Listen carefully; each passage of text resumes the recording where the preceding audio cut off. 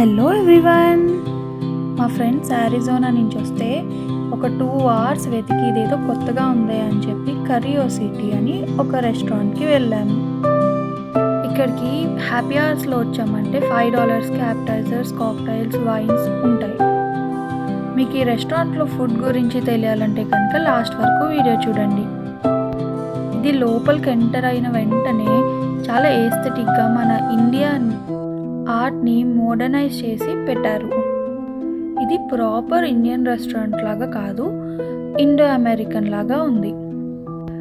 మనకి ఎటు చూసినా కూడా ఇండియన్ కల్చర్ని చూపిస్తా, ఆ ఆర్ట్ని చూపిస్తూ చాలా మంచిగా మోడర్నైజ్ చేశారు. అండ్ లోపల యాంబియన్స్ కూడా చక్కగా కామ్గా సటిల్గా బాగుంది. ఇంట్రెస్ట్ ఉన్న వాళ్ళకి టేబుల్ అండ్ చైర్స్ ఉన్నాయి. అలా కాకపోతే ఓపెన్ సిట్టింగ్ ఉంది. అండ్ ఫ్రెండ్స్తో వస్తే మండీ కూడా ఉంది. They have a huge variety of menu including food and drinks. ఈ రెస్టారెంట్ సౌత్ పార్క్ ఏరియాలో ఉంది. ఇది నైట్ 11 వరకు ఓపెన్ ఉంటుంది. నాకు వీళ్ళ డెకరేషన్ చాలా బాగా నచ్చింది. అన్నీ చాలా సింపుల్ థింగ్స్తో చక్కగా డెకరేట్ చేశారు. ఇప్పుడు చూపిస్తున్నదే మండీ సీటింగ్. ఇక్కడ ఆల్రెడీ ఆక్యుపైడ్ ఉందని మేము బయట కూర్చున్నాం. వీళ్ళని వీడియో తీసుకోవచ్చా అని అడిగితే వెంటనే ఓకే చెప్పారు.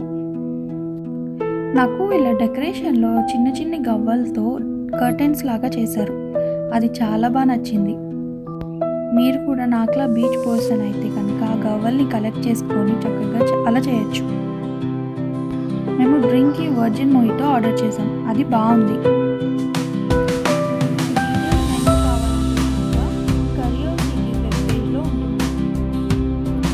మేము కార్న్ పాపడ్ ఆర్డర్ చేసాం ఫస్ట్.